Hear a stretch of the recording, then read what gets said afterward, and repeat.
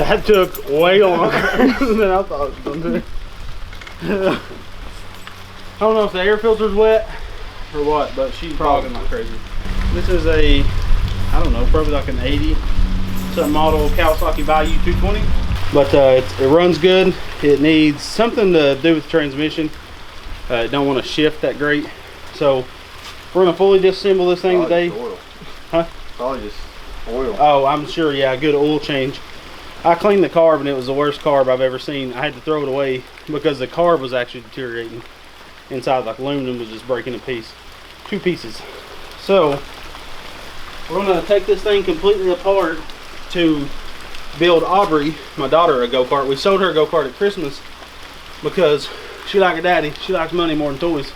But so I made a deal with her. I gave her part of the profits of selling her go-kart to hold her over while we built her new one. So we're taking that blue go-kart that's on screen now, and we're going to take this 220, I think it's a 5-speed with reverse engine, and going to be putting it on that.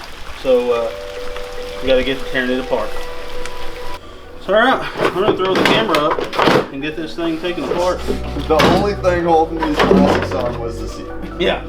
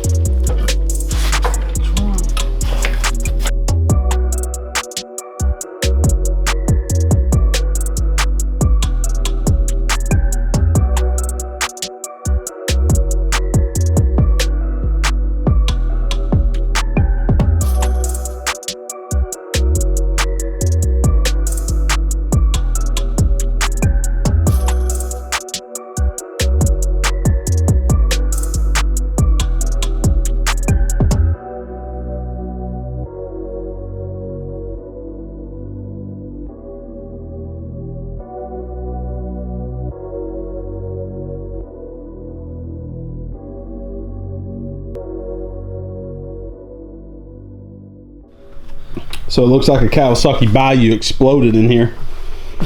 So this is a 1980 model, we found out. Lonnie ran the numbers on it, and I think they say these engines are around 17 horse. I think it's a 5-speed with reverse, of course. So what we're going to do is, this is a little baby diff off of it. What we are going to do is, you can see how this is a 25-inch axle and this is like a 10-inch.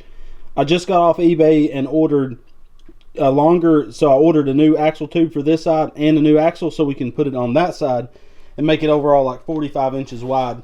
Then if we want to go any wider, we can run some wheel spacers, 2-inch wheel spacers. Should help. So what we can do is a 4-link on her go-kart, which means we got to buy 8 heim joints with high misalignment spacers. So we're going to do 3/4-inch heim joints, and that'd be sick to have a 4-link on the back of that go-kart. That'd be dope. We could do a independent by taking the tubes out, cutting the spline sections off of the axle, and welding on flanges to bolt something like a Porsche CV to them. But that would be more expensive than the 4-link setup. So, like I said, $40 for, basically I bought both axle tubes. Cheap. Yeah, that was taxes, shipping, everything. So I bought 2 axle tubes, both sides, and I bought both axles for $40 after everything from New York. That is crazy cheap. How are they making money? I don't get it. No, I don't either. That's just craziness. These wheels are the same lug pattern as a 150 rear wheel pattern. So it's like, I can't remember the exact lug pattern. It's on screen. So that means we can buy some pretty sweet offset wheels to get a little wider as well. So now we got to clean up our mess, gather up the parts we're going to use on this go-kart, all this stuff. Like, I'm sure Brandon will probably want these wheels and tires. Actually, we may use them. They don't look like they're dry rod too bad. So we're going to clean up, and now we got to do the daunting task of getting a go-kart inside. That should take a while. It is sopping wet. Either way we're getting wet, but we either have to get in a wet go-kart 2 wet go-karts and pull it around, or push it all the way around the front, or maybe around the back. I don't know how. Yeah, probably not. You got a lot of stuff. So what do you guys think about taking this 4-wheeler frame? Because it's a really good frame. We didn't cut anything and hurt anything taking the engine off. We could put a GoPowerSports thick engine plate and put a built 440 on this frame, do a live axle rear setup at like a race hollow axle for strength, and do a wider front end on it, make some newer A-arms. That'd be pretty sick. Be sick. You gonna do double A-arms? I think so, probably. Yeah, I'd probably upgrade it with some doubles. But let me know in the comment section below if you want to see us do a 440 engine build on this chassis, because I would much rather have that engine with gears on a go-kart than on a 4-wheeler, to be honest. It's going to be way more fun. And when are we going to use this 4-wheeler, even with the 440? Probably never. Yeah. So, all right, onwards and upward, we're going to go get that go-kart. It's going to not be fun. Guys, I want to real quick interrupt the video to talk about our meetup that we're having on April 17th and 18th. That's a Friday and a Saturday in Elizabethton, Tennessee at Off the Grid Adventure Park. It's an awesome place. It's got zip line. It has a small asphalt go-kart track. We're going to have a few trails to ride in the woods. So make sure to check out rbgkarts.com. You can pre-order your tickets. It does cost us to do this because we do have to pay the landowner, the person that owns the park, to be able to host this event there. So we're keeping the price as cheap as possible. It's not to make any money, it's just to cover the cost of the event. We would love to see you guys out there. We're going to be giving away a ton of stuff, some GoPowerSports parts, some Duramax engines, and also some passes to like the zip line and go-kart track. And we're going to have a good old time. We'll have a few of our vehicles there, so we hope to see you there. Make sure to go on rbgkarts.com to find out more details. Get back to the video, baby.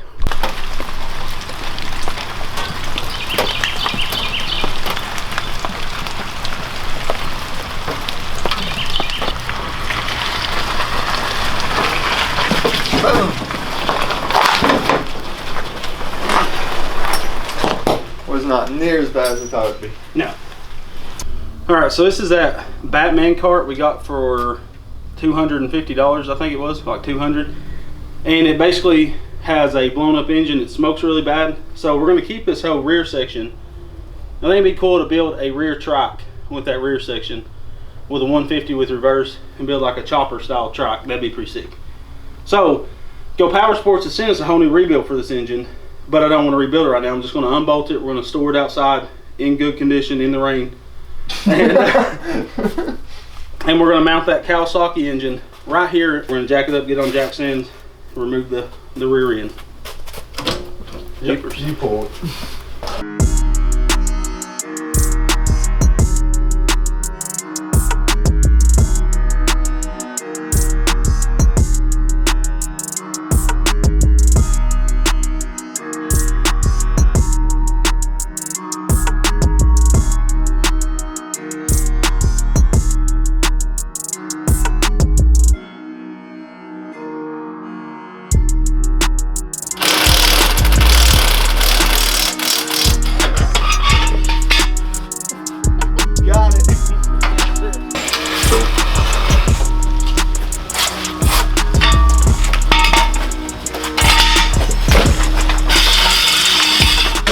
We was trying to decide, you're gonna slide it more forward. If we wanted the engine centered on the back, so that means the drive shaft would be offset to the driver's side, to the left of the vehicle, or offset the engine so the drive shaft's dead center. You got that? Yep. Which thing is, it's not going to sit there by itself. Huh?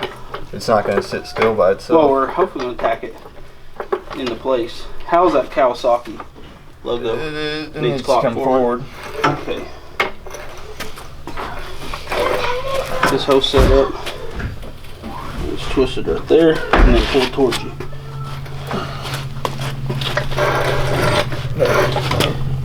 So now we can figure out, we can put some chunks of wood, whatever we can, to hold it from, like hold it in place. Around. And then we can just start building a temporary brace to attack this to keep the engine there, and then we can build the front mount and go from there. So that's what we'll do.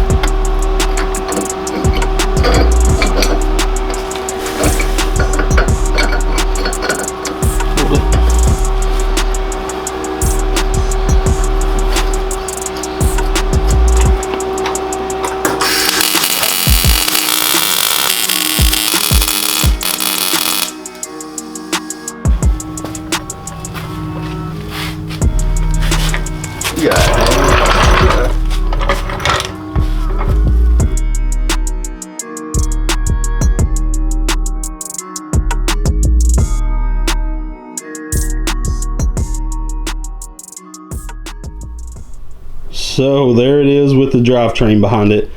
So we made a couple of different decisions since we showed it last. So the engine's just hanging in there.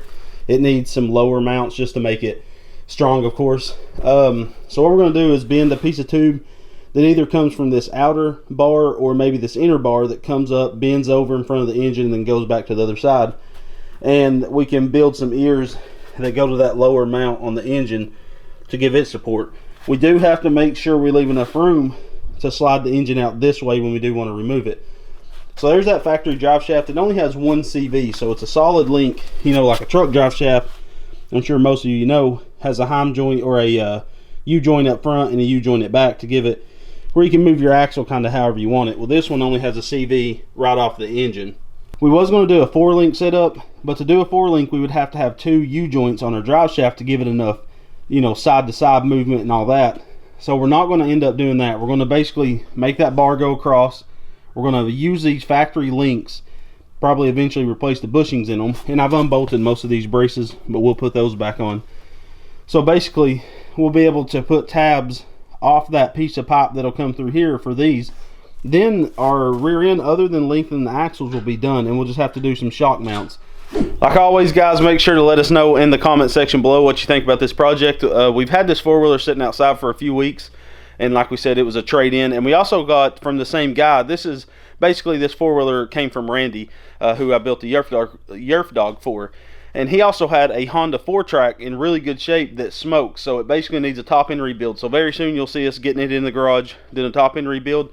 And we're going to build a front engine go-kart, run the drive shaft down the center, and do a 4-link on the rear. And we're going to build a custom chassis for it. So stay tuned for that. And also check out the links in the video's description where you'll find every part we used on this go-kart. We used a ton of GoPowerSports parts. If you guys remember, when we originally did it, the brakes was messed up on the front, so we put new calipers, a new master cylinder. We did a lot of new GoPowerSports parts, and the 150 parts we originally used will be linked down there as well. I think my daughter's going to absolutely love this thing. We're going to actually put a rear disc brake from GoPowerSports on it because this 4-wheeler basically only has one drum brake. I'm pretty sure this diff is just locked all the time. You know, it doesn't free up to one-wheel peel. So we're going to do a 150 style brake from GoPowerSports and do a single disc brake on the same wheel that the drum brake is on now. So this is going to be an awesome go-kart. She don't have to worry about gears, or clutch I should say, and that'll get her just used to gears, and then we can move her on to a clutch later. But she's going to be sick. So tune in to the next video. We're basically banging this project out until it's done, and you should see it run and drive in the next 2 episodes or so. So thank you guys so much for watching. Thanks for supporting us, and make sure to check out RBG Karts for the meetup and merch and stuff, and check out those GoPowerSports links. They really help us out. We love you guys, and God bless.